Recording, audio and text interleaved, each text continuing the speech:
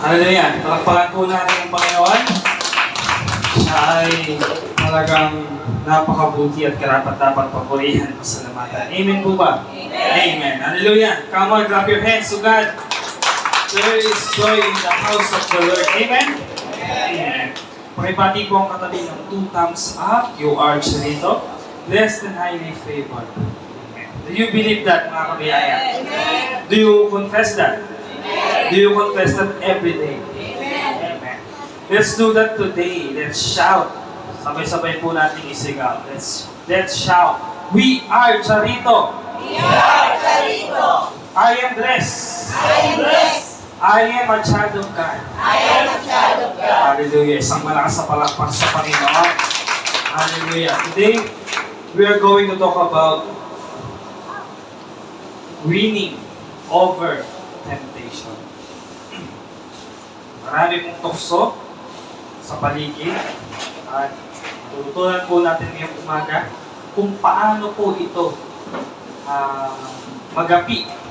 Okay, so ano ang mga pamamaraan na pwede po natin gamitin upang manalo po sa mga tukso na ito. Kaya hindi po ang lagi po natin pinaniniwalaan yung sino ba sumulat ng kanta na yun? O, tukso, layuan mo ako. So, lagi natin ginakanta yun pagka may tukso, yan na lang ang ginagamit natin pang laban. Pagka may dumarating na tukso, napapakanta na, o, tukso, layuan mo ako. So, ano ba dapat talaga ang dapat natin gawin? Okay? But before that, let's commit this verse to the Lord. Tayo pong lahat ay manalangin. Aming Ama, dakilang Diyos na makapangyarihan sa lahat. Ikaw po, Panginoon, ay aming pinupuri, pinasasalamatan at sinasambahan namin. Salamat, Panginoon, napakadakila ng inyong pangalan. Muli, Panginoon, ano man po ang aming sabihin gawin, magbigay ng kapurihan sa marangalong pangalan. Sa iyo po, Panginoon, na mataas sa papuri sa pangalan ni Jesus na nagsabi ng Amen. Palakpakan po natin ang Panginoon. Hallelujah. Handa na po ba kayo, mga kabiyaya? Ito po ay isang magandang aralin, magandang talakayan. 2 different kinds of testing.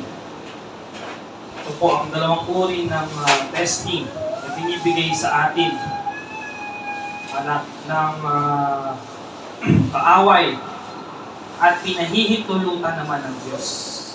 Okay. Remember, lagi ko pong sinasabi po dito mga kabiyaya na hindi po sa Diyos nanggagaling ang pagsubok at ang tukso. Kailangan maliwanag po sa atin yan. Dahil madalas nakakarinig po ako ng ang Diyos binigyan kami ng pagsubok. O minsan meron ba naman na tinutukso tayo ng Diyos. Hindi po yun tama. Okay? Ulitin ko, ang pagsubok at ang tukso ay hindi po galing sa Diyos. Okay? Ito po ay galing kay Satanas na binibigyan naman ng Diyos ng permiso ayon sa kakayahan ng tao. For example, si Satan mag-a-apply na si Juan ay kaya ka lang naman pinupuri ni Juan kasi pinagpapala mo siya ng lubos. Maganda ang kanyang buhay. Subukan natin siyang tanggalan ng lahat ng ari-arian. Nakita ng Diyos na hindi kaya ni Juan na magtagumpay doon sa ganung pagsubok. And then, mafe-fail si Satan. Hindi aaprobahan ng Diyos yung ina-apply niyang trials na ibibigay kay Juan. Naintindihan? Pinahihintulutan ng Diyos ang pagsubok dahil alam niya na kaya natin. Kaya sabihin mo sa tabi mo, kaya mo yan. Kaya mo yan sa biyaya ng Diyos. Kulang eh. Okay? Kaya mo yan sa biyaya ng Diyos. Hindi pinahihintulutan ng Diyos ang pagsubok pag hindi mo kaya. Kaya hintulutan ng Diyos ang pagsubok dahil alam niya, nakita niya na ang dulo ng kaya mo. At pag napagtagumpayan mo ang pagsubok, ikaw ay mananatili ng matatag. Yan po ang magpapatatag sa atin. That is why kung bakit pinahihintulutan ng Diyos. Dahil alam niya na ikaw ay magiging matatag sa pagsubok na iyon. Two different kinds of testing, trial, and temptation. Sa Greek po, ay same po sila ng Greek word. Perasmos. Okay? Perasmos. Same po sila ng Greek word.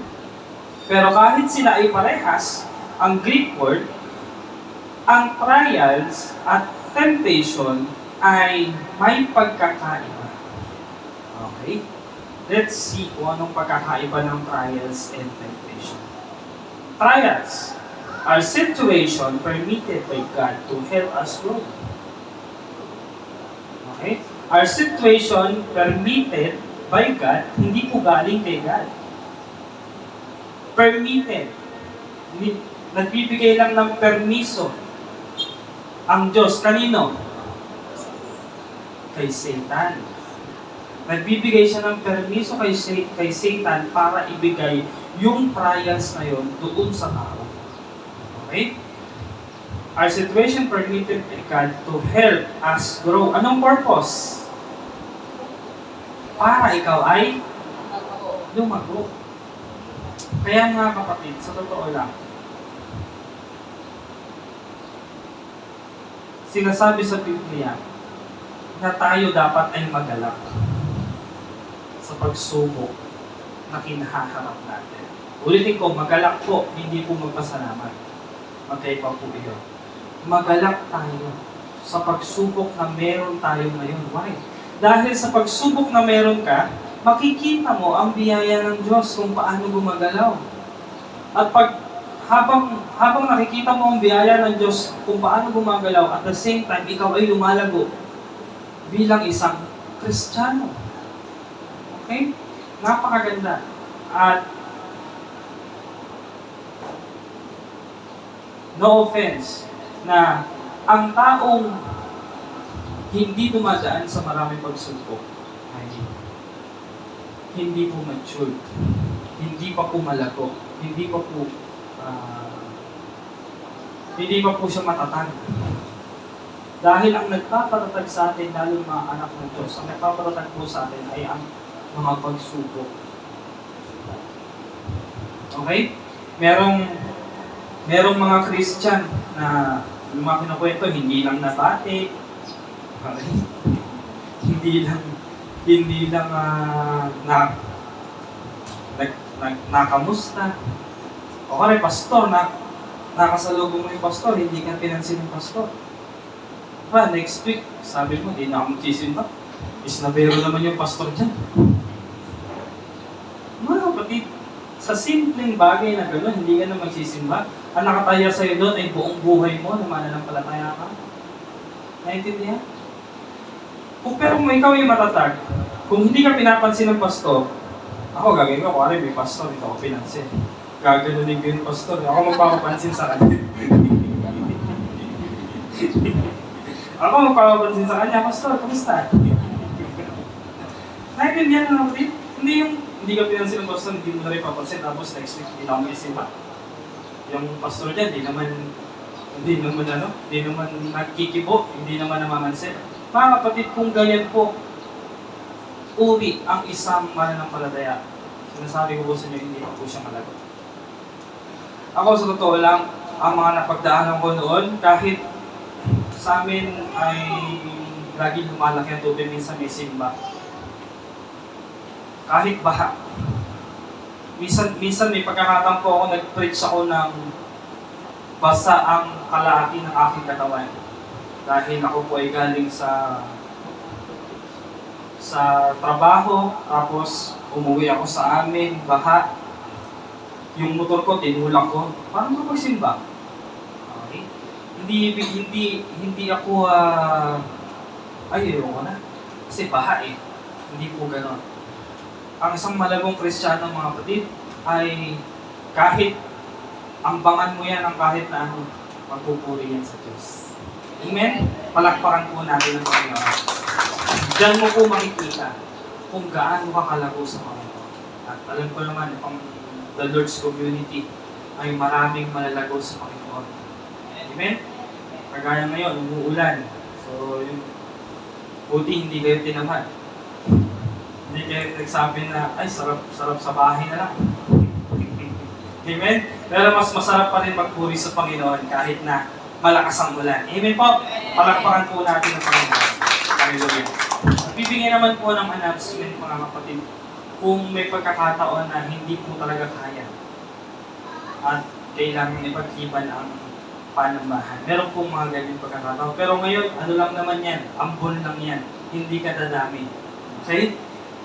Minsan may mga pagsubok na hindi pinipigilan ni Lord dahil nakita na niya ang dulo na tayo ay magiging matatag pagdaan sa pagsubok na iyon. Alam ko, bilang tao po, mga kapatid, ay naipapanalangin po natin na Lord, napaka-unfair naman. Minsan may ganyan. Lord, bakit gano'n? Bakit ganito? Bakit tinanggap ko to? Bakit nasa akin to ngayon? Mga pagsubok na mahirap. Minsan nagagawa po natin yan. Bilang tao, syempre hindi po natin talaga nakikita ang dulo. Pero ang Diyos, nakikita niya ang dulo. May reason. Tulad na sa mga kapatid, may dahilan. May magandang dahilan kung bakit pinahintulutan niya ng Diyos. Yun po ang lagi niyong tatandaan. Kung minsan sobrang pait na, minsan sobrang sakit na, minsan sobrang hirap na. Pero alam niyo ba, mga kapatid, ginagawa lang po ng Diyos sa mga bagay na ikabubuti natin at hindi ang ikapapahamak. Tandaan niyo, once ng pagsubok ay binigyan ng Diyos ng permit. Binigyan ng Diyos ng permit na makapunta sa iyo. Ibig sabihin, yung dulo niyan may magandang layunin. Ayan o. Hindi naman papayag ng Diyos na bigyan ka ng pagsubok na sa dulo ay babagsak ka. Ay ganun ba Diyos? Naniniwala ba kayo na mas mabuti pa ang Diyos sa inyo? Kayo nga mabuti sa inyo mga anak eh. Di ba? Gagawin yung lahat sa inyong mga anak para maging maganda ang buhay. Mas mabuti ang Diyos sa inyo. Mas mabuti ang Diyos sa atin. Mas gusto niyang gawin ng mga magagandang bagay para sa ikauunlad ng ating buhay. Alam niyo yung pagsubok, mga kapatid. Look at me, eyes. Hindi po yan masama. Kaya sinasabi sa Biblia na magalak kayo pag dumaranas kayo ng pagsubok. Dahil ang dulo ng pagsubok ay may magandang nakaabang sa inyo. Amen? Palakpakan natin ang Panginoon. Sa pagsubok, mga kapatid, minsan kanya-kanya tayo ng ginagawa. Kung minsan sa pagsubok na may nakilala kang tao, diba? Kung minsan sa pagsubok na yan, nakakilala ka sa Panginoon. Di ba may ganyan? Kung minsan sa pagsubok na yan, ay naging strong ka. Kung minsan sa pagsubok na yan, may mga nakilala ka na sobrang nilapit ka sa Diyos. May magandang dulo eh. Lagi niyo pong tatandaan, mga kapatid, ang mga pangako ng Diyos. Eh, kahit kailan, di niya tayo iiwan, di niya tayo pabayaan. Napagtagumpay na ng Diyos ang sanlibutan, napagtagumpay na rin. Mapagtatagumpay na rin natin ang sanlibutan sa pamamagitan ng tinapos na gawa ng Kristo. Kung ikaw ay nagdaranas ng sakit, karamdaman, napagtagumpayan na po yan ng ating Panginoong Yesus. Kung ikaw ay nagdaranas ng kahirapan, napagtagumpayan na po yan ng ating Panginoong Yesus. Kung ikaw ay nagdaranas ng pagsubok ngayon, mga kapatid, huwag kang tumingin sa pagsubok ngayon. Tumingin ka sa dulo. Sa dulo, tumingin ka sa kung ano ang pinangako ng Diyos sa iyo. Ibig kong sabihin. Ano pinangako ng Diyos sa atin? Magkaroon tayo ng buhay na masagana at buhay na kasiyasiya sa John 10:10. Huwag yung pag dumating ang pagsubok na parang ito na yung huli. Minsan ganun yung mga tao. Ito na yung huli. Ito na ba yung dito na ba ako matatapos? Ito na ba yung ending ko? Minsan ganun eh. Ang naiisip natin mga tao. Pero mga kapatid, tingnan natin ang dulo. Ang dulo po ay John 10:10, binibigyan tayo ng Diyos ng buhay, buhay na masagana at buhay na masaya-saya. Amen? Doon po ba sa buhay na kasaya-saya may sakit? Doon po ba sa buhay na kasaya-saya mahirap? Wala. Kasaya-saya. Ganap. Amen? Hindi naman Bago po ako magpatuloy mga kapatid, recap lang po ako ng konti sa aking napatotoo. Sino ang dito nung nagpatotoo ako dito? Nung nagkwento ako ng aking karanasan. So marami pa po akong karanasan at unti-unti ko po yung may babahagi sa inyo para lubusan nyo rin po akong makilala. Last week, don't misinterpret po mga kapatid. Hindi naman lahat ng bata ay magkakatulad. So ako po ay nag-decide. Hindi po nag-desisyon po ako sa aking sarili na ako po ay tumayo sa aking sariling mga paa. At I know na ang Diyos ang pumilos dun sa buhay ko. Naiintindihan ko umaban lang uli. Naiintindihan ko umaban lang uli. Bakit? Minsan tinanong ko yan nung ako ay nagpinata. Sabi ko, bakit nadaanan ko yun? Yung pala, maraming hirap pala ang susuungin ko pag edad-edad ko ng kaunti. Naranasan ko noon, nag-ministry ako. Naranasan ko na ang magutom para lang humayo. Ako po ay may gift ng evangelist. Evangelist po ang gift ko. Gusto ko po laging may evangelism. Yung po ang nasa heart ko, evangelism. Aral ko ako ng college, ang inaatupag ko, cell group. Cell group ang inaatupag ko na nag-aaral ako ng college. Nung nagmi-ministry ako, doon sa mixture, ang inaatupag ko po ay puro evangelism. Magtitipon kami ng mga tao tapos magsishare ako ng salvation. Yun po ang nasa heart ko talaga. Naranasan ko na maglingkod sa Diyos nang walang kahit na anumang upa, kita. Dahil totoo naman, ang paglilingkod ay isang volunteer at sakripisyo po. Marami akong naranasan at noon ko lang na-realize kung bakit niloob ng Diyos na dinaan ako doon. Na para maging matatag. Dahil kung hindi ako dinaan doon ng Diyos, hindi rin ako magpapatuloy. Kung ako dinaan ng Diyos sa magandang buhay, talagang lahat makukuha ko, lahat ay aking natatanggap. Mga kapatid, baka hindi na rin ako nagtuloy. Nagdaan ako sa katatagan, lakas ng loob. Ayan, napagdaanan ko yan. Hanggang ngayon, dala-dala ko po yan. Yun yung lesson na binigay ng Diyos sa akin. Noong bata ako. At ngayon, matatag na matatag. Sabi ko nga po sa inyo, kahit saan nyo ako ilagay, hahanap ako ng paraan para kumita. Kahit saan nyo ako ilagay, marunong po akong makisama. Kahit kaninong tao. Napagdaan ako nabarkada ako kung kani-kanino. Nabarkada ako kung saan-saan. Nabarkada ko pa, mga barkada ng tatay ko, naging isip matanda ako. Kahit bata ako. Mga kapatid, ito na pala yun. Ito na yung bunga nun. Naging matatag ako. Naging matatag po ako ngayon. At sa mga magulang ay sabi ko po last week, huwag po natin gawing alam ko na mahal po natin ang ating mga anak. Mahal po natin ang ating mga anak. Pero itama din natin yung pagmamahal natin sa ating mga anak. Ang lahat ng sobra ay nakakasama. Tama? Tama hindi. Pag sobrang pinuno mo ang baso, sayang ang tubig. Tatapon. Pag sobrang pinuno mo ang charge ng cellphone mo noon, yung mga cellphone natin, pag sobra sa charge, nagiging malusog. Tumataba yung baterya at minsan may pumuputok pa. Sobra.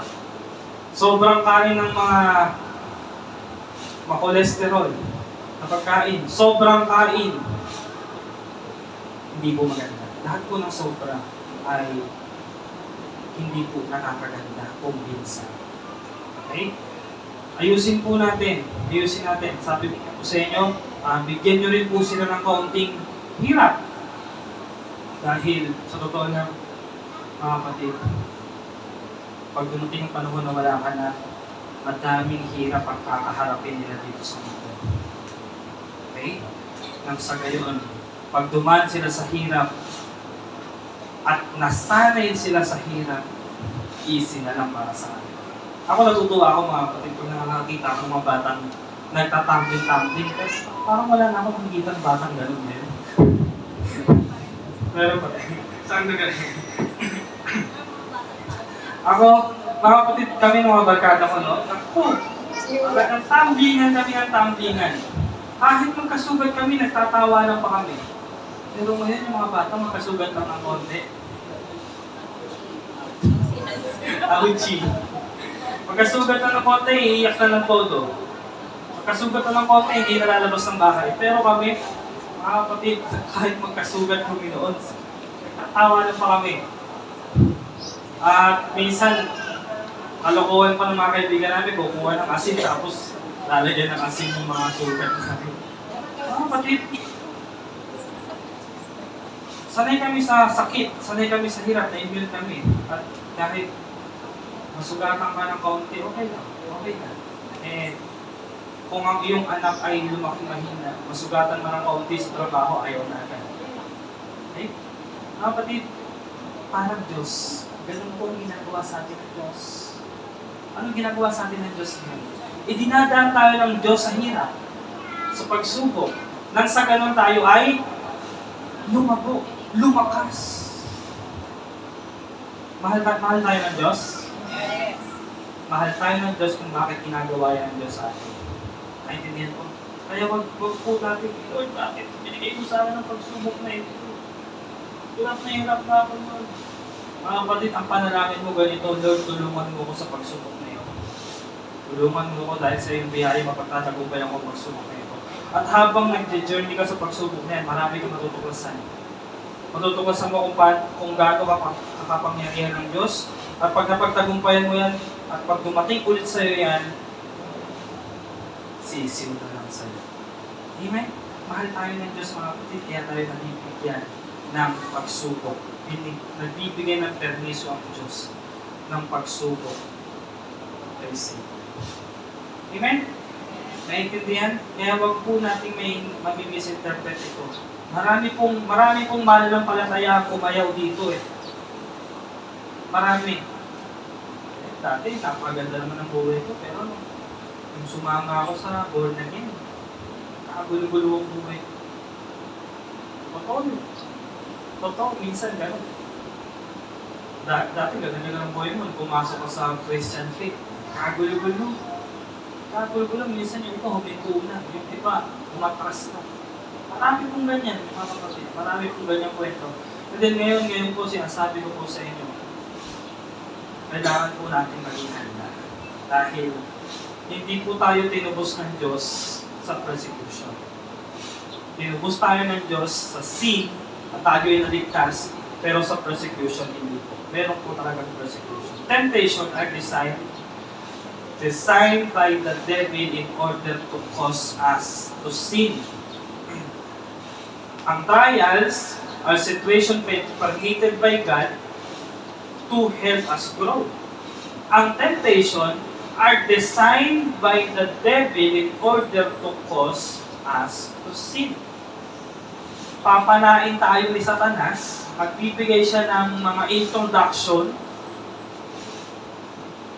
at pag yan ay pinasok mo, ay yari ka na. Ang ginagawa lang ni Satanas ay iuumang lang niya ang tukso. Iuumang lang niya ang tukso. Hindi naman niya tayo pwedeng kalad-karin patungo sa tukso eh. Hindi po. Hindi po niya tayo pwedeng kalad-karin patungo sa tukso dahil meron po tayong free will. May free will po tayo. Ang gagawin lang niya ganito. Iuumang lang niya ang tukso sa atin. Nasa sayo na kung kukunin mo o hindi. For example, nag-umang siya ng isang, balik tayo sa fairy tale, nag-umang siya ng isang apple. Eh yung apple na may lason pala. Eh ikaw, nasa sayo kung kakainin mo o hindi. Pwede mong tanggihan, pwede mong kainin. Iuumang lang yan. Pag kinain mo, patay ka.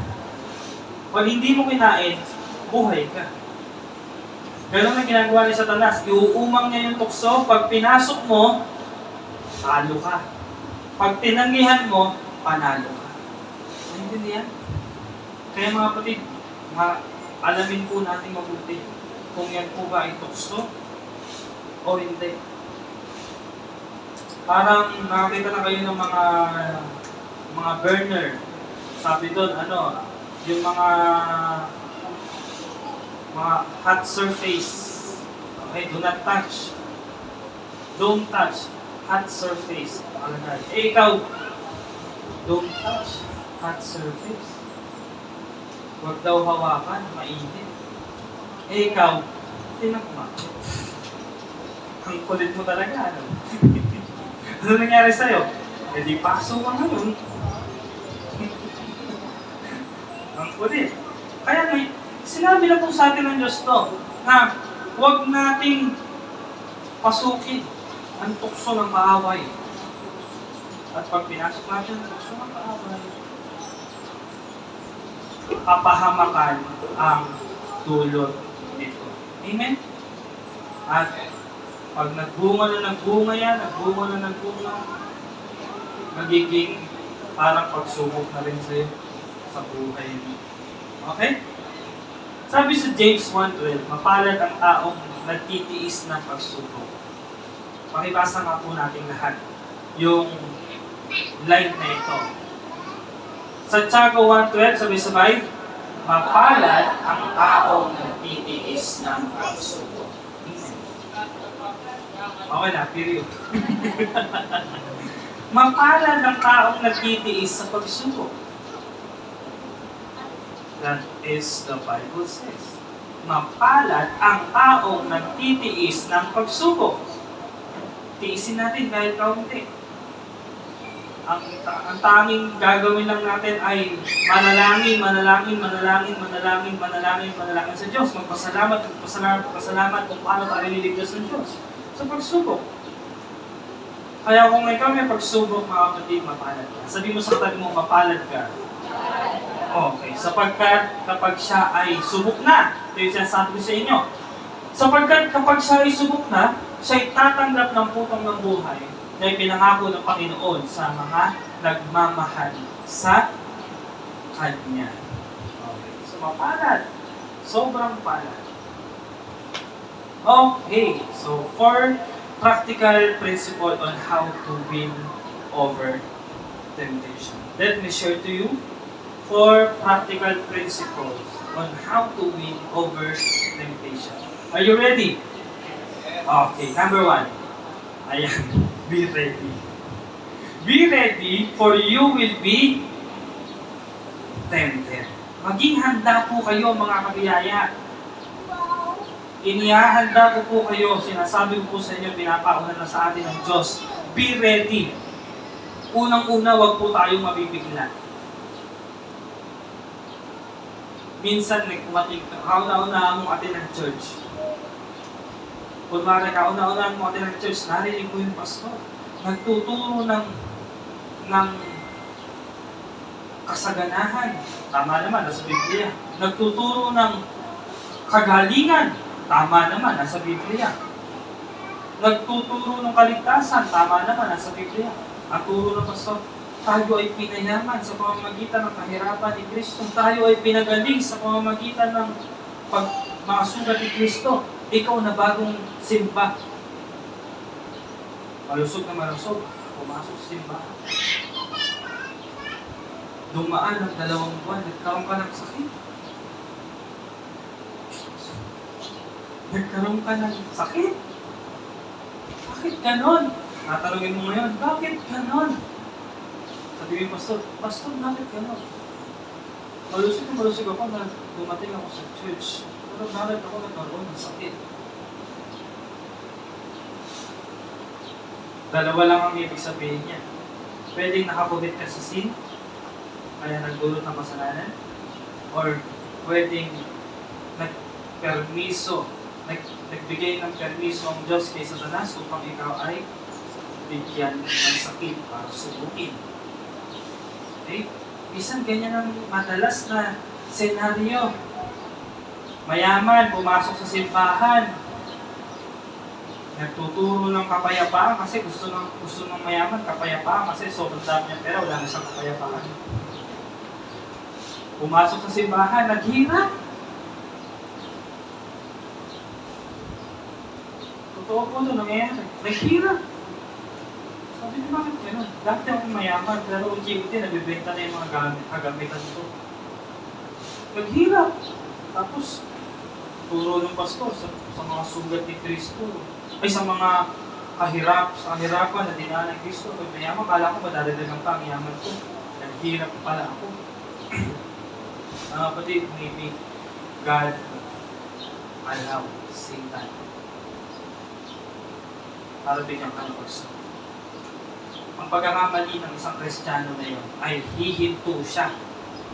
I-stop siya. Pero ngayon, sinasabi ko po sa inyo mga kapatid, be ready for you will be tempted.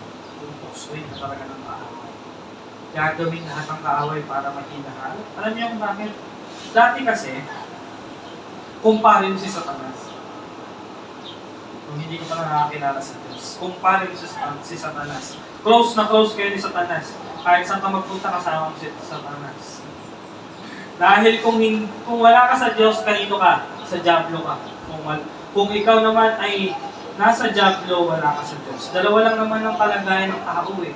Kung ang tao ay anak ng Diyos, hindi siya anak ng Diablo. Kung hindi naman siya anak ng Diyos, anak siya ng Diablo. Kung hindi ka pa tumatanggap sa Panginoon, mga kapatid, ikaw ay close ni Satanas. Kaibigan mo siyang matalik. Lahat ng sinasabi niya, sinusunod mo. Tama? Close kayo eh. Ngayon, kung nag-decide ka na sumunod kay Jesus, nag-decide ka na maglingkod sa Diyos, eto na. Be ready for you will be tempted. Gagawa na si Satanas ng lahat ng paraan para mawasak ka. Ulitin ko, hindi ka na kayang bawiin ni Satanas.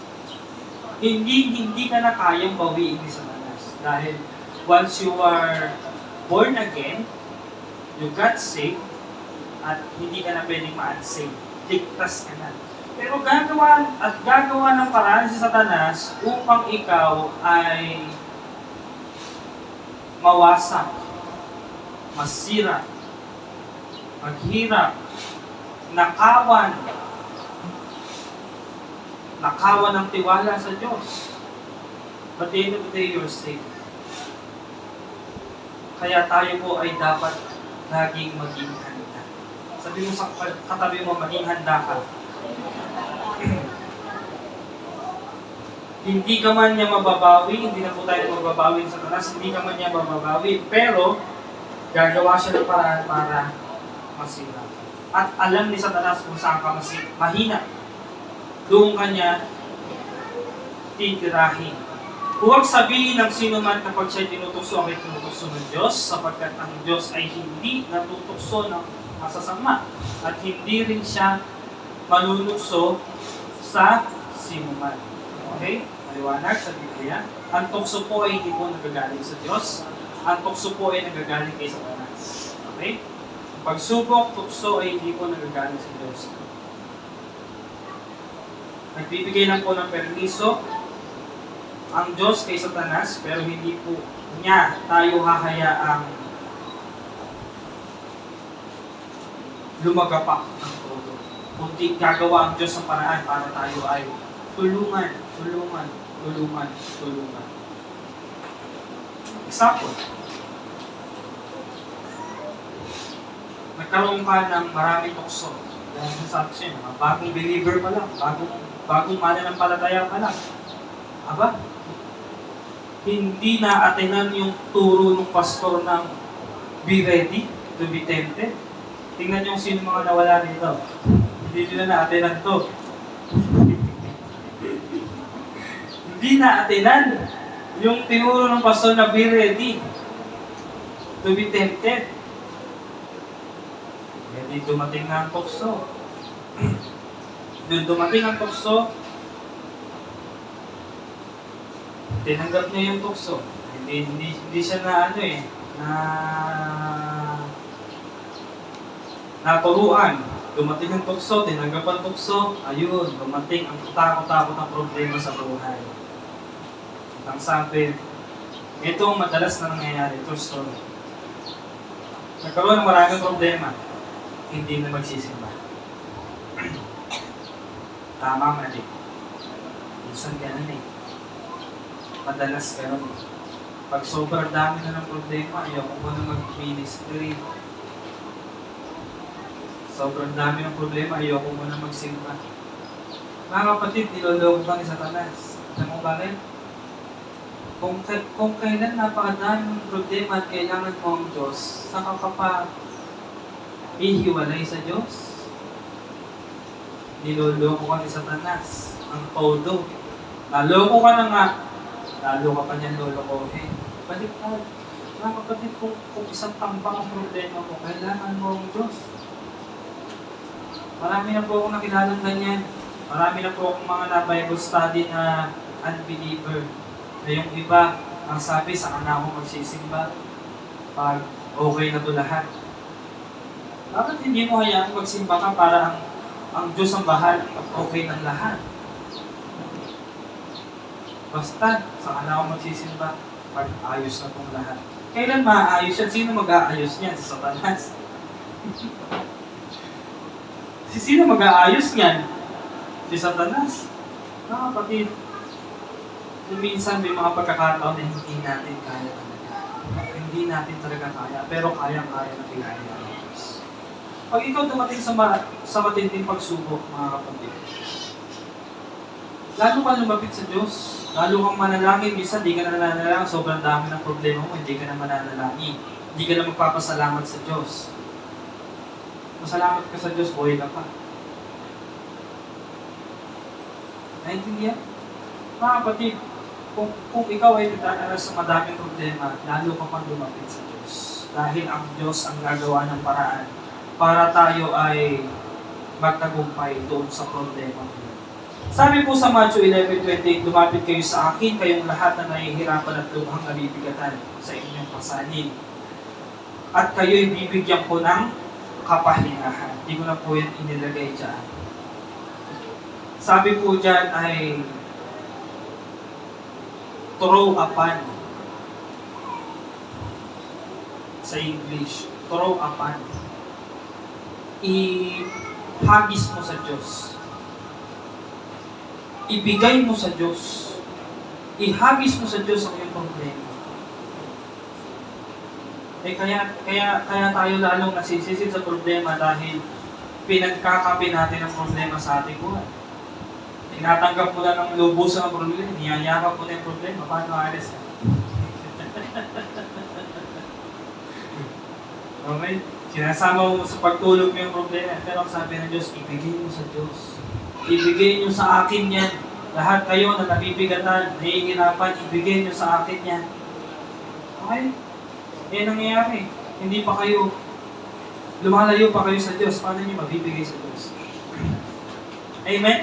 Maging ready lang po tayong lahat dahil tayong lahat ay tutuksoin. Hindi ko na po matataasin ang kamay ng mga tinutukso dahil mga tatlong kamay pa ang itaas nyo.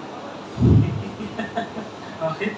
1 Corinthians 10:13, walang tuksong dumating sa inyo na hindi karaniwan sa tao, subalit tapat ang Diyos na hindi niya ipinihintulot na kayo tuksohin ng higit sa inyong makakaya, kundi kalakip din ng tukso ay naglalaan ng pag-iwas upang ito'y inyong makayang tiisin. Alam na ng Diyos ang lahat. Huwag natin question ng Diyos, Lord, bakit nangyari to? Lord, hindi ko to kaya. Mali. Kaya pinahintulutan niya kasi kaya mo. Kaya pinahintulutan niya kaya mo. Lagi kong sasabihin, grace, grace, do it. Dito ba yun? Grace is everything. Ngayon wala na pala. Grace, grace to it. Sa t-shirt ko na. Grace, grace to it. Biyaya, biyaya, biyaya. Yun lang po ang ating laging gagawin. Palibhasa'y naranasan niyang tuksuin, siya may kakayahang tumulong sa mga tinutokso sapagkat mayroon tayong katas-taasang pari na marunong makiramay sa ating mga kahinaan. Si Kristo po tinutukoy dito. Tulad natin ay tinukso rin siya sa lahat ng mga paraan. Gayon may hindi siya nagkasala. Tinukso na rin po ang ating Panginoong Isus, and then Jesus is with us. Nakipag-isa na po tayo kay Kristo, at yung mind of Christ na kung paano po natin pagtatagumpayan ang tukso, nasa atin na po. Nasa atin na. Huwag na tayong mag-isip ng kung saan-saan, kundi nasa salita ng Diyos. Meron na rin po tayo niyan. We have the mind of Christ na lagi natin titimbangin. Ito ba'y kalooban ng Diyos o hindi kalooban ng Diyos? Okay? Bago natin pasukin ang isang bagay. Number 2, be responsible when you are tempted. Maging responsable po tayo pag tayo ay tinutokso. Hindi yung kay sera-sera, whatever will be. Santiago 1:13, huwag sabihin ng sino man kapag siya tinutokso, ako'y tinutokso ng Diyos. Sapagkat ang Diyos ay hindi natutokso ng masama at hindi rin siya nanunukso ng sino man. Maging responsable ng anak ng Diyos kapag naririyan na ang tukso, paninindigan mo lagi na ikaw ay anak ng Diyos. Amen? Minsan may turo si Bishop Amy na don't talk to the problem. Talk to the problem about your God. Huwag mong kakausapin ang problema tungkol sa Diyos. Huwag mong kakausapin ng Diyos tungkol sa problema. Alam naman ng Diyos ang problema. Kausapin mo ang problema tungkol sa Diyos mo. Naintindihan? Kausapin mo ang problema tungkol sa Diyos mo. For example, bigyan ng problema, bigyan ng sakit, karoon ka ng sakit. Actually, mga kapatid, kaya po ni Satan na tayo ay bigyan ng sakit. Remember, Book of Job. Si Job ay binigyan ni Satan ng, sabi sa Biblia, nakapandidiring bigsa, parang mga ganyan, mula talampakan hanggang ulo. Kaya ni Satan magbigay ng ganyan. Kaya ni Satan.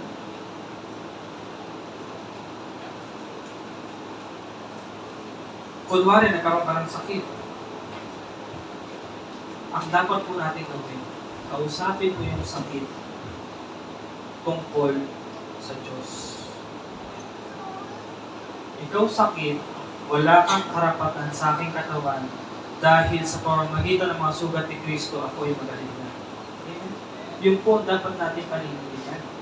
Hindi yung, oh Diyos ko, ang sakit ng sugat ko, ang sakit ng katawan ko. Alam ng Diyos yan. Alam ng Diyos yan. May sakit ka. Hindi pa nga nangyayari sa'yo, alam na ng Diyos na mangyayari. Ang dapat, i-review mo ang sakit tungkol sa iyong Diyos. Ikaw sakit, wala kang karapatan sa aking katawan, sapagkat sa mga sugat ni Kristo ako'y magaling na. Hindi ko makakalimutan, lagi kong napapatotoo. Yung pamangkin ko, kauna akong pamangkin, yung pinanganak na ang binti, letter C. Yung binti, hindi po kasama yung pa-binti. Di ba ito yung binti? Ito lang. Ay, hita. Sorry, hita. Ako pa lang ba dito? Hita. Ito, hita. Letter C yung hita niya. Pinanganak siyang ganun, letter C yung hita. Talagang, ganyan-ganyan talaga. Sabi ng hipag ko. Kaya pamangkin mo, lalaking pilay. Yun po ang sabi ng buto. Dahil talagang yung buto niya ay letter C. Sabi ko sa kanila, huwag nyo na akong sasabihin yan ulit na lalaking pilay. Sabi ko dun sa bata. Sabi ko dun, hinawakan ko yung kita ng aking pamangkin. Sabi ko, sa pangalan ni Jesus, buto, umayos ka. Lumaki yung pamangkin ko na ayos at mabilis tumakbo, hindi na nga po nila mahabol. Hindi po lumaking pilay. Hindi po lumaking pilay, mga kapatid. Hindi po siya lumaking pilay. Samantalang sinasabi po nila lalaking pilay. Meron naman daw pong treatment, sabi ng doktor. Pero ano, ay gagastusin talaga. Gagastos talaga ng mga. Mga kapatid, lagi po natin kakausapin yung problema yun eh. Problemang malaki yun eh. Kinausap ko ang problema tungkol sa Diyos. Ganun din po tayo dapat makakita. Kakausapin mo ang problema tungkol sa Diyos mo. Huwag mong kakausapin ng Diyos tungkol sa problema. Alam naman ng Diyos ang problema mo eh. Alam na Diyos ang problema mo. Tingnan mo yung babaeng inagasan ng dugo. Hindi niya sinabi na, "Oh Jesus, ako po ay 12 taon na, di ko dugo." Hindi niya sinabi yun.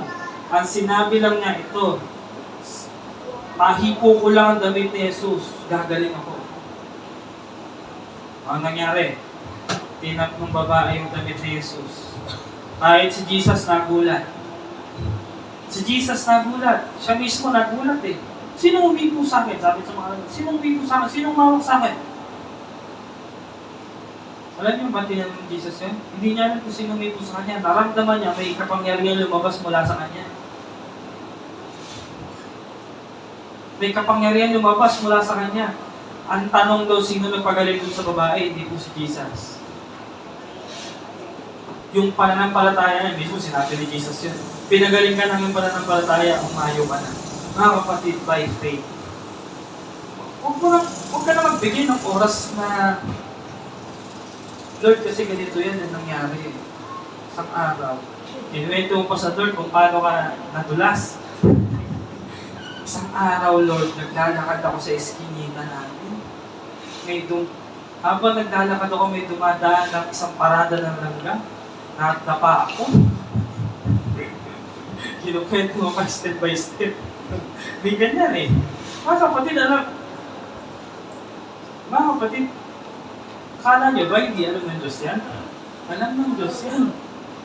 Kahit nga yung dulo ng buhay mo, alam na ng Diyos eh. Huwag mo na ikwento yan. Mauubos na ang oras mo kakakwento. Kausapin mo yung problema right now. Ngayon, huwag mo nang isipin kung saan ang galing, ano nangyari. Kausapin mo yung problema ngayon tungkol sa yung Diyos. Amen? Kasi ganito po ang storya kung bakit nalugi yung tindahan. Step by step, sabihin mo. Kasi Lord, yung yung supplier, hindi ako sinipot. Bayad ako, tapos hindi ako sinipot. Mga kapatid, alam ng Diyos. Ngayon, kausapin mo yung problema tungkol sa Diyos mo, ng mga pangyarihan. Ikaw problema, wala kang karapatan dyan dahil ang Diyos ka mga pangyarihan. Kaya niyang solusyonan to. Amen? Palakpakan natin ang Panginoon. Ganun po ang dapat natin gagawin, mga kapatid. Kakausapin mo ang problema tungkol sa iyong Diyos. At huwag mo nang kausapin ang Diyos tungkol sa iyong problema. Mahalaga ang makabilin sa atin ng Diyos at hindi natin maaaring suriin dahil alam niya na hindi maganda ang magiging bunga nito. Oo, we have free will. Malaya po tayong gawin ang lahat ng mga bagay. Pero bilin ng Diyos, may mga do's and don'ts, mga huwag, mga dapat gawin at mga hindi dapat gawin. Okay? Alam ng Diyos yan, mga bagay na dapat natin gawin, mga hindi natin dapat gawin. Siguro naman, tayo ay alam din natin ang mga bagay na hindi dapat gawin at dapat gawin. Tama? Kahit nga hindi mananampalataya, alam ang mabuti at masama. Diba? Pero hindi ganun ka puro, hindi gaya ng mga nag-aaral ng salita ng Diyos. Alam talaga nila yung mga katotohanan. Like for example ito, si Eva at si Adan. Nagpili ng Diyos kay Adan na makakain mo lahat ng bunga ng punong kahoy. Huwag lang ang nag-iisang bunga ng puno na yan. Ayan, yung puno na yan, nag-iisang puno na yan, huwag mo kakainin ng bunga niyan. Yun ang sabi ni Jesus. Pero ang sabi ni God sa kanya ay, pag kinain mo yan, mamamatay ka. Okay? Ito na. Sa kwento na yan, dumating si Satanas. Dumating ang Diablo. Anong sabi ng Diablo? Sabi, ahas, di ba? Ahas. Dumating sa saan ng ahas. Sabi ng ahas, kainin mo ang bunga ng punong kahoy nito. Pag kinain mo to ay magkakaroon ka ng pagkakaunawa sa mabuti at masama para magiging Diyos ka. Sabi niya. Hindi. Ang sabi ng Diyos ay, huwag ko daw yung kakainin sapagkat ako'y mamamatay. Hindi ka mamamatay. Sabi niya. Kainin mo yan. Ganun ang tukso. Lolokohin niya tayo.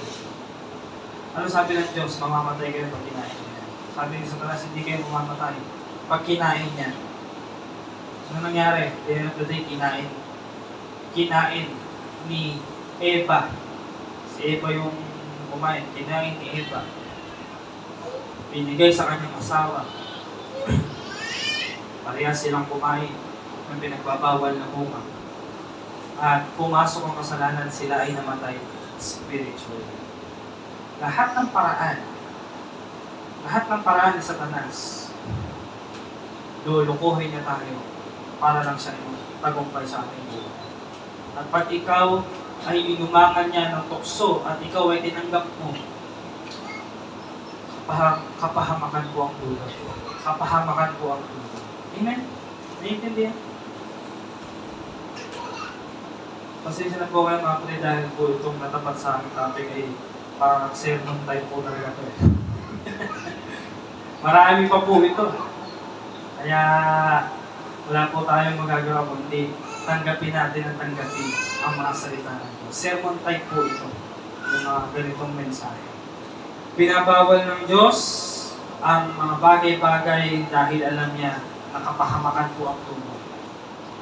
I know mga kapatid na meron pa po ditong mga nag-iinom ng alak, lalasing. Ako po, when I was 17 years old, tumanggap na po ako sa Panginoon. When I was 17 years old. Kilala ko sa Panginoon, nagdilid ako ng Bible study, kumakanta ako sa Panginoon, nagdilid ako ng worship, at the same time, umiikot po ako. Dahil when I was 14 years old, natuto po akong uminom ng alak. At lagi po akong nalalasing halos everyday. Okay? Everyday. Naranasan ko po yan. When I was 7 years old, tumanggap ako sa Panginoon. At meron pa rin akong kislot. Kislot na ganyang uri ng kasalanan. Minsan nga meron akong inatinan na service gitarista ako. Nakain mo ko. Okay. Pinag-pray sa Lord. Pilit akong inaagaw ng Diyos sa ganung uri ng sistema. At pilit din naman akong inaagaw ni Satanas sa Diyos. Then, nag-pray sa Diyos, pinigyan niya ako ng karunungan, I decided na humiwalay ako sa mga barkada ko. Kasi isa yan sa dahilan. Hindi ko naman sinabing hiwalayan natin ang ating mga barkada. Hiwalayan natin sila sa mga masasamang gawi. Pwede tayong makisama pero huwag na tayong makisama. Hiwalayan ko sila dahil ang pagdalasing kasi mga kapatid ay nawawala po tayo sa sarili natin kalimuan. Minsan pagising mo may sinakal ka pala agad eh. Totoo hindi. Minsan pagising mo ay nawala na yung mga kagamitan mo. Hindi mo alam, basta mo na lagay. Paglasing kasi ang isang tao, mga kapatid, ang dami-dami po niyang payo sa kawikaan. Huwag tayo maglalasing, huwag tayo maglalasing, huwag tayo maglalasing. Pag kasi nalasing ang isang tao, mga kapatid, nawawala ka sa sarili mong katinuan. At pag nawala ka sa sarili mong katinuan, malayang-malaya si Satanas na ikaw ay gapiin. Sana man lang pag nalasing ka, sabi ng asawa mo na, Honey, pag ako nalasing, ikapos mo ako. Parang si Samson lang ang dating. Dahil wala tayo sa sarili katinuan. Kung ano lang pwede nating magawa, kung ano lang pwede nating Ayan, yung mga babae na mga party-party. Hindi na alam, nabuntis na pala sila. Okay. May mga ganyang story. Mga kapatid, although nagawa po natin yan noon, at kung ginagawa pa rin natin yan ngayon, mga kapatid, hindi po kita hinuhusgahan. Hindi po namin kayo hinuhusgahan. Please, ipanalangin niyo po, tulungan kayo ng ating Panginoon na alisin niyo dyan. Okay? Dahil kislot naman po ang tawag dyan. Maybe nagagawa pa rin natin yan, pero panalangin natin ang Diyos na alisin na po natin yan. Nagugulat sa akin mga barkada ko noon. Sabi niya, ako kasi ang founder ng inuman dati. Ako ang founder ng inuman. Kaya sobrang nahihiya ako sa mga barkada ko na naturuan ko uminom.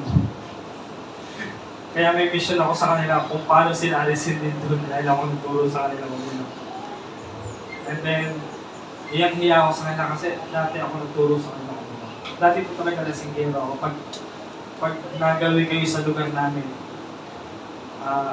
marami magkukwento sa inyo yan. Ayan, dati ano yan? Lasinggero yan.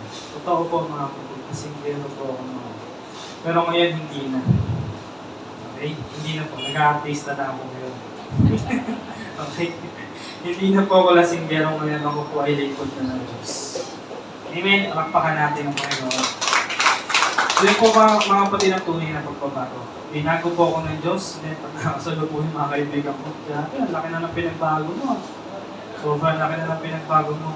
Yung po ang kapangyarihan ng biyaya ng Diyos. Malaki talaga ang pinagbabago. Amen? Tingnan mo katabi mo, may pinagbago ba yan? Okay? Mula noon, kung kilala mo yan dati, ay malaki na po ang pinagbago niya sa atin. Sabi sa, ayan, man is a free moral agent. Man has capacity to make free choices. Malaya po tayong piliin kung ano ang dapat nating piliin. Pero bilang mga anak ng Diyos, nandito po tayo para mag-aral kung ano po ang dapat nating piliin. Amen? Sinasabi ko na po sa inyo mga kapatid. Oo, meron tayong free will. Meron tayong free will. Hindi ka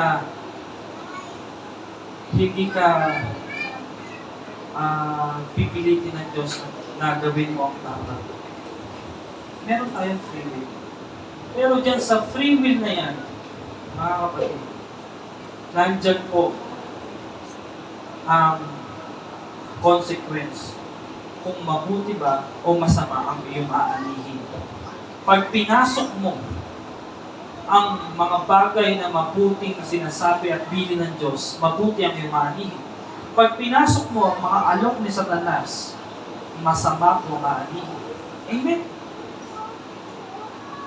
Hindi po tayo ginawang robot ng Diyos. Merong free will na binigay sa atin ang Panginoon. Malaya tayong piliin natin kung anong gustong piliin. Pero, isipin mo mabuti sa pagpili mo na yan, ano ang dulo niyan? Anong mangyayari niyan? Anong mangyayari pag pinili ko to? Anong mangyayari pag ginawa ko to? Amen? Napakahalaga po niya. And when you exercise this freedom, you are responsible to the consequences of your choice. Ito ang problema malaki. Pipiliin mo ang alok ni Satanas, pipiliin mo ang bagay na masama, day of the day, pag dumating ka sa matinding problema, sisisihin mo Diyos. Tama mali. Isang ganun eh. Ikaw, pinili mo ang problemang ito, pinili mo ang magiging problema pala yan, pero pinili mo, the end of the day, pag dumating ka sa maraming problema, pumasok sa iyo ang maraming problema, pumasok sa iyo ang maraming pagsubok, sisisihin mo ang Diyos. You are responsible to the consequences of your choice. Kaya mag-ingat po tayo sa pagpili natin. Hindi po natin dapat sisihin ng Diyos. Oh Diyos ko, bakit nangyari sa akin to? Yan ang pinili ko. Yan talagang nangyayari sa'yo. But the end of the day, God is so good. Gagawa ang Diyos ng paraan kahit paano para maalis ka dyan sa problema mo na. Naintindihan mo? ko. Tayo lang ang responsable sa kung anong pipiliin natin. Tayo, hindi po ang Diyos. Ikaw ang namili. Kung namili ka ng buhay, tatanggap ka ng buhay. Kung namili ka ng kabutihan, ang tatanggapin mo kabutihan. Kung namili ka ng kasamaan, ang tatanggapin mo kasamaan. Paghihirap, pagsubok, mabibigat na problema. Dahil ang pinili mo ay ang alok ni Satanas. Maging maingat po tayo dyan, mga kapatid. Number 3, be familiar with how you are tempted. Sabi mo sa Santiago 1:14-15, ngunit ang bawat tao ay natutukso ng sarili niyang pagnanasa kapag siya ay nahila at naakit nito, at kapag ang pagnanasang iyon ay napaglihi. Kapag ang pagnanasang iyon ay naipaglihi, ito ay nanganganak ng kasalanan. At ang kasalanan, kapag malaki na, ay nagbubunga ng kamatayan. Alam po ni Satanas, mga kapatid, kung ano ang kahinaan natin. Dahil sabi ko nga sa inyo, kumpare natin sa Satanas dati. Alam ng Diyos sa mga lumalabas lagi sa iyong bibig. Alam ng Diyos ang kahinaan mo. Alam ni Satanas kung saan ka lagi naroroon. Alam ni Satanas kung ano lagi lumalabas sa iyong bibig. Alam ni Satanas kung saan ka mahina, kung anong hilig mo. Alam ni Satanas yan. Kung ikaw ay anak ng Diyos, iaalok ni Satanas yan. At gagandahan pa ni Satanas. Alam niyo, mga kapatid, sino ba si Satanas sa Biblia? Bago siya naging si Satanas, sino siya? Si Lucifer. Mga kapatid, when we describe Satan, laging papasok sa isip natin, may sungay, pangit, yeah? Pangit na nilalang, may sungay, nakakatakot. Mga kapatid, kung Biblia ang magdidescribe kay Satan, na dating Lucifer, si Satan po ay napakaganda. Isa sa mga pinakamagandang anghel na nilikha ng Diyos. At sa sobrang ganda niya, naging mayabang. At sabi niya, gusto niyang higitan ang Diyos. Ang nangyari, siya ay bumagsak. Kung gusto niyo pong reviewin, Ezekiel 28:12. Lucifer is perfect in wisdom and beauty. Hindi po siya nakakatakot, siya po ay nakakaaya. Mga madalas na nakakaakit. Kaya lahat ng magaganda na alam ni Satanas na ibigay sa iyo, ibibigay sa iyo. Para lang piliin mo. Hindi po nakakatakot. Kasi kung nakakatakot si Satanas at ang mga hain ni Satanas ay nakakatakot, hindi na natin pipiliin. Hindi natin pipiliin. Nakakatakot pangit Pag papipiliin, dito na ako sa Diyos. Pero mga kapatid, ang ibubungad niya sa iyo ay maganda. Lagi maganda. Aba, eto na, magandang trabaho to. Malaking sahod. Yan ang una niyang bubungad sa iyo. Pero pag pinasok mo yan, hindi mo naintindihan na wala ka sa Diyos. Yan. Ninakaw ka sa Diyos. Unti-unti nawawala ka sa Diyos. Maganda. Malaki sakot, malaki kita. Pero ang kapalit naman, maglilingkod mo sa Diyos. Nawala ka sa Diyos. Anong dulo? Alam mo, yung yaman, nakikitain mo doon, mauubos, mawawala. Nagkasakit ka, na malayo ka sa Diyos. Ultimo yung pera mo, hindi kayang solusyonan yung sakit na nangyari sa iyo. Pero kung hindi ka nawala sa Diyos, mga kapatid, although kumikita ka ng maliit, pero malusog ka. Namatay ka 150 years. Malusog ka, malakas, malusog, masigla. Mga kapatid, kahit kailan, kung minsan iisipin natin, ito po, totoo po ito. Minsan iisipin natin, yung mga utos ng Diyos ay parang sakripisyo. Mahirap. Tama? Sa totoo lang, mahirap, sakripisyo. Just imagine, utos ng Diyos. ibigin mo yung kaaway mo. Eh, pag nakakasaloob mo, parang gusto mong sipain eh. Ito, sabi ng Diyos, ibigin mo yung kaaway mo. Medyo mahirap ang mga utos ng Diyos. Pero, medyo parang pangit sa atin. Pero mga kapatid, ang dulo nun maganda. Pag ginawa mo yan, yung pinakitaan mo na maganda ang iyong kaaway, baka magulat ka, sumama yan sa'yo. Alam mo, ang bait mo. Na ano siya, na konsensya, ang bait mo. Bakit ka ganyan kabait? Hindi nagkaroon ka ng pagkakataon ay bahagi ng salita ng Diyos kasi ganito, dati rin ako salbahe, katulad ko. Pero tumanggap ako sa Panginoon, iba na ako ngayon. Talaga?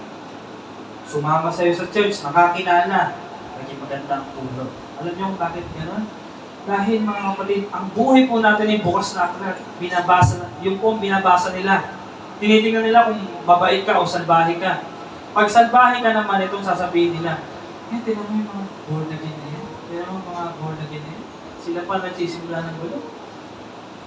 Ano tayo sasama dyan? Kapatid, totoo po yung pangyayari. Kaya minsan yung mga sinasabi ng Diyos, meron pa sinabi ang Diyos na pag may gustong kumuha ng iyong ari-arian, ibigay mo at huwag mo nang bawiin mo. Mahirap hindi. Mahirap eh. Mababasa niyo yan sa 4 Gospel. Pag may gustong kumuha ng iyong balabal, ibigay mo na lahat. Hayaan mong gawin niya ang gusto niyang gawin sa iyo. Medyo mahirap. Mahirap. Pero maganda ang dulo niya, mga kapatid. At maybe hindi pa natin abot sa ating kaisipan ang mga ganyang turo, ang mga ganyang aral, pero napagtagumpayan na yan ni Kristo. Okay? At yan po ay separate na aralin. Remember, si Lucifer po ay hindi po pangit, si Lucifer po ay laging maganda. When temptation comes, be familiar with the enemy's scheme. Anong mga scheme ng enemy? Yan. Anong mga pamamaraan sa Satanas? Maging matalino, huwag sugod ng sugod. Huwag atake ng atake, maging mapagmatsyag sa gawain sa Satanas. Teka, may nalabag ba ako sa bilin ng Diyos? Yun lang yun eh. Timbangin maigi ang bawat bagay. May inalok si Satanas. Teka, malalabag ko ba ang kalooban ng Diyos dito o hindi? Pag malalabag mo ang kalooban ng Diyos, kunin mo. At haharapin mo ang consequence. Pero pag naisip mo na malalabag mo ang kalooban ng Diyos, huwag mong kunin. Hindi mo haharapin ang consequence. May free will ka. Isa lang naman ang scheme ni Satanas. Ang manloko, mandaya, mangwasak. Okay? Anong madalas sabihin ng mga doktor, mga kapatid? Prevention is better than cure. Huwag na tayo dun sa cure. Una pa lang, prevent mo na. Kagaya sa katawan. Kung ano ng mga pagkakakain natin.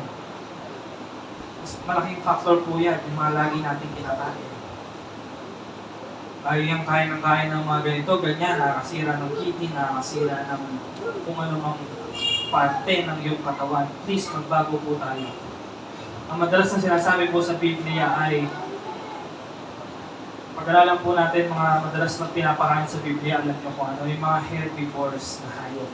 Mga pinatabang buya, baka, mga herbivores, gulay, yan. Isda.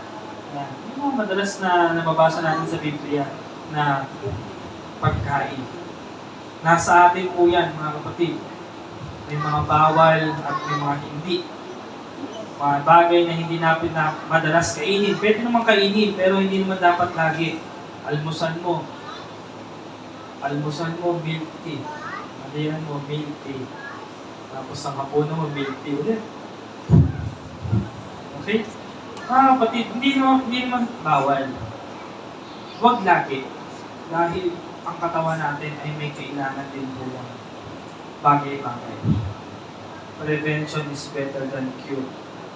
Kaya ang mga kapatid, kaya ang nag-aakalang siya'y nakatayo ay mag-ingat na baka siya ay mabuhay. Huwag maging kampante, may mga akala mo, kakampi mo yung gamot. Minsan may gamot na na sisira din sa'yo, yung mga pain relief, yung mga energy drink. Hindi naman bawal mga kapatid, pero huwag naman lagi. Pagising ng umaga, energy drink ang ininom mo. Tapos hindi ka naman napagod nung tanghali, energy drink na naman ininom mo.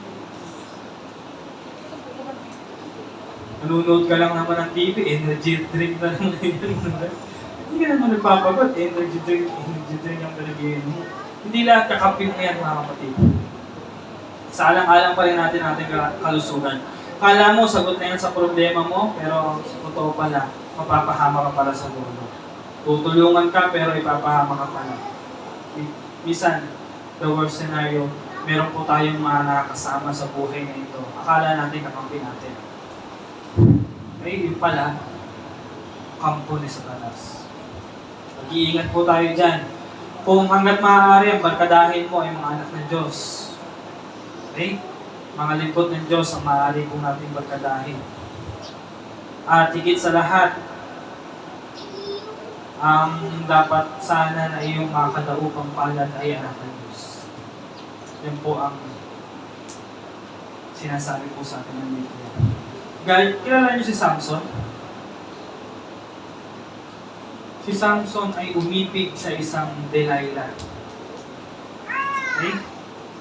Kilala niyo si Delilah? Okay? Si Samson ay lingkod ng Diyos at umibig siya kay Delilah. At si Delilah naman ay kampon ng masama. Ang ginawa ay siya ay tinraidor ni Delilah. To cut the long story short, tinraidor siya ni Delilah. Then today, si Samson ay natalo. Kung gusto niyo pong malaman ng istorya, umatin po kayo sa Children's Ministry. tinuturo po niya ng mga Sunday school teacher. Okay. Or gusto niyo basahin sa Biblia ang kwento ni Samson and Delilah. Sugo pala siya ni Satanas. What if kung may Delilah ka nakasama? Ano niya? What if kung nasa likod mo na pala si Delilah? Kala mo kakampi mo. Kala mo kaibigan mo. Kala mo makakatulong sa'yo. Delilah. Pero hindi alam ni Samson, si Delilah pala ay kapwa ni Satanas. Natukso si Samson na nasabihin ang kanyang kahinaan. Huwag mong puputulin ang aking buhok dahil pag pinutol mo ang aking buhok, manghihina ako. Ginawa ni Delilah habang tulog si Samson, pinutol ang buhok ni Samson. And then, sumigaw si Delilah na, Samson, nandyan na mga Filisteo. Nawala ang kapangyarihan ni Samson at siya ay nagapit ng mga Filisteo. Mga kapatid, isang lesson po sa atin ito. Mag-iingat tayo sa mga nakakasama natin, baka mamaya Delilah na yan. Tanungin mo pangalan, baka may Delilah sa gitna yan. Baka nanay niya, Delilah pangalan. I'm just kidding ako. Baka mamaya may Delilah po dito magalit sa akin. Ba't kanya nadadamag ko yung pangalan mo dyan? Okay, mga kapatid, si Delilah po ginamit ng Diyos. Ginamit ni Satanas upang kalabanin ang anak ng Diyos na si Samson. 2 Corinthians 2:11, upang hindi tayo malamangan ni Satanas sapagkat hindi lingid sa atin ang kanyang mga pamamaraan. Ayan, hindi lingid sa atin ang kanyang mga pamamaraan. Basta mga kapatid, pag nalaman natin na lumalaban ito sa salita ng Diyos, pumapalag sa salita ng Diyos, mga kapatid, yan po ay gawain sa Satanas. Be familiar to know, it's begin with a desire. Okay? It begins with a desire. Desire nino? Natin. Kilala po tayo ni Satanas. Kilala po tayo ni Satanas. Alam niya ang mga bagay na gusto natin. Alam niya ang mga bagay na desire natin. Aalokin niya yan. Aalokin niya ng aalokin yan. Mas maganda pa, iaalok niya dyan.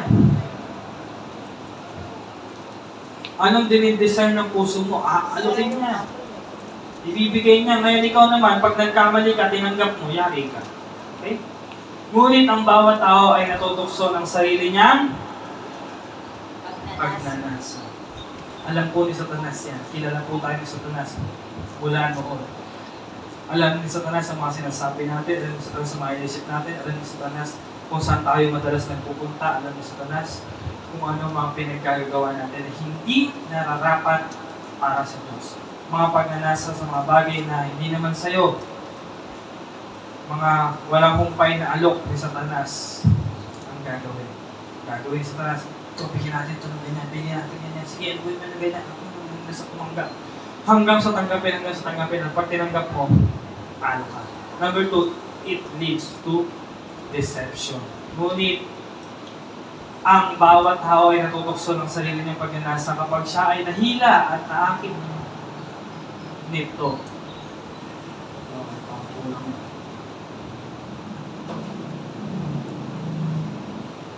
Okay, number 3, it result in disobedience. Siyempre, ganun din. Pag tinanggap natin ang alok ng Satanas, masusuway natin ang pili ng Diyos. Ang mga gusto ng Diyos, masusuway po natin. At kapag ang pagnanasa ngayon ay naipaglihi, ito ay manganganak ng kasalanan. Magkakasala po tayo sa ating Panginoon. Dito ka nababagsak kahit alam mong kontra sa salita ng Diyos, gagawin mo na rin dahil patukso ka sa karamay. Kahit alam mo namang kontra sa salita ng Diyos Kahit alam mo namang kumukontra ang Biblia dun sa alok ng Satanas, pero ikaw tatanggapin mo pa rin. Mga kapatid, diyan po tayo magkakaroon ng problema.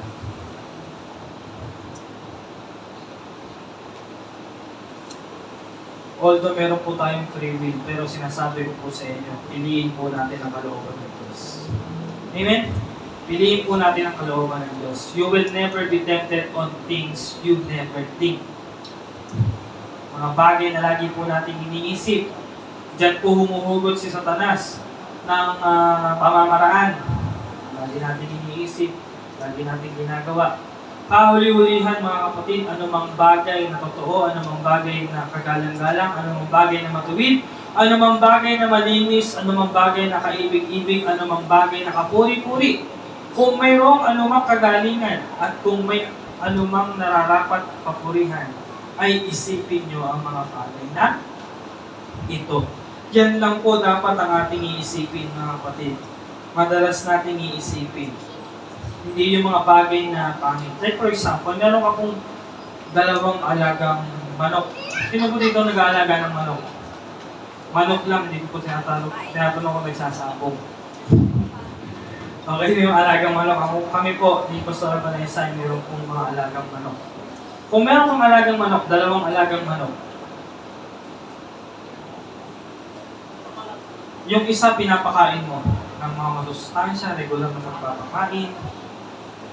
At yung isa naman, once a week mo lang kung pakainin. Okay? Ano mangyayari dun sa isang once a week mo lang pinapakain? Siyempre, payat. Baka puro balahibo na lang yun. Pero yung isang manok na lagi mo pinapakain, regular, umaga hapon, may vitamins pa. Malusog ang katawan nun. Pinagsabong mo sila ngayong dalawa. Ano ngayon ang matatalo? Di talo yung payat. Hindi pa nga nakakapagharap. Umano na agad, nasubsob na agad. Sobrang gutom. At nanganganog ang binti, hilong-hilo. Hindi pa naglalaban, talo na agad. Mga kapatid, kung ang lagi natin iisipin, meron kasi tayong kaluluwa. Kung ang kaluluwa mo ay lagi mong pinapakain ng salita ng Diyos, magiging payat ang mga makamundong kaisipan. Kaya mas panalo ang spiritual mong buhay, ang iyong spiritual. Kung ang kaluluwa mo naman ay lagi mong pinapakain ng makamundong bagay, at ang iyong at hindi mo pinapakain ng mga makadiyos na bagay, sinong mananalo? Hindi yung mundo, makamundo, kaya mahihila ka ng mundo. Kaya mga kapatid, makainin po natin ang ating kaluluwa ng mga spiritual na bagay, mga makadiyos na bagay. Inaanyayahan ko po kayo mga kapatid, wala naman po kayong masyadong ginagawa at hindi po kayo busy. Mag-join po kayo sa midweek praise. Kahit pa paano ay nakakapag-aral din po ng salita ng Diyos. At kung hindi man po talaga kayo makakapunta, please, open yung Bible. Nahihiya ka magdala ng Bible, pero meron kang cellphone, meron na rin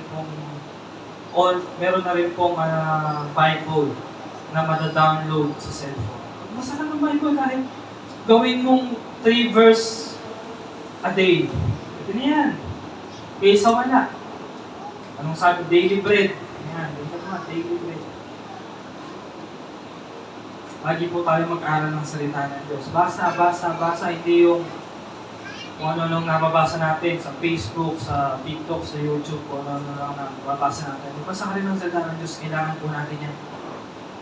Kailangan natin yan panglaban dito sa mundong ito. Number 4, it ends in destruction. At kapag ang pagnanasang iyon ay paglihi, ito ay mga anak ng kasalanan. At ang kasalanan kapag malaki na ay magbubunga ng kamatayan. Worst scenario ng buhay Kristiyano. Sinasabi ko sa inyo last week, maaga kang uuwi sa Panginoon pag ikaw ay nakapag-commit sa kasalanan. Isa po yan sa dahilan. Nagkamali. Yung mga pagkakamali sa buhay na ito, pwede kang uuwi ng maaga. Huwag kayong padaya, ang Diyos ay hindi maaaring makuhin sapagkat ang anumang ihasik ng tao ay siya rin niyang aanihin. Sapagkat ang nag-aasik para sa kanyang sarili naman ay mula sa laman, mag-aani ng kasiraan. Subalit ang mag-aasik ng Espiritu, mula sa Espiritu ay pag-aani ng buhay na walang hanggan. At number 4, ito na po tayo magtatapos, be wise, think wise. Huwag kayong padaya, mga minamahal kong kapatid. Ang bawat mabuting kaloob at ang bawat sakdal na kaloob ay pawang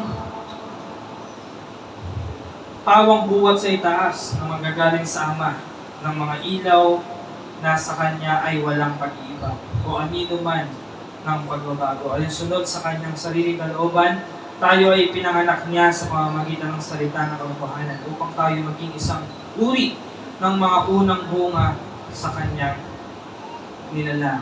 Number 1, be wise to know that only God is good. Hindi po natin iisipin yan mga kapatid na ang Diyos ay mabuti. Ang bawat mabuting kaloob at ang bawat sakdal na kaloob ay pawang buhat sa itaas na nanggagaling sa Ama ng mga ilaw na sa Kanya ay walang pag-iiba o anino man ng pagbabago. Sinabi sa Kanya ni Jesus, bakit mo ako tinawag na mabuti? Walang mabuti kundi ang Diyos lamang. Tama. Ang Diyos lamang po ang mabuti. Number 2, be wise to know that only God can make you win. Alinsunod sa Kanyang sariling kalooban, tayo ay pinanganak niya sa pamamagitan ng salita ng katotohanan upang tayo maging isang uri ng mga unang bunga sa Kanyang mga nilalang.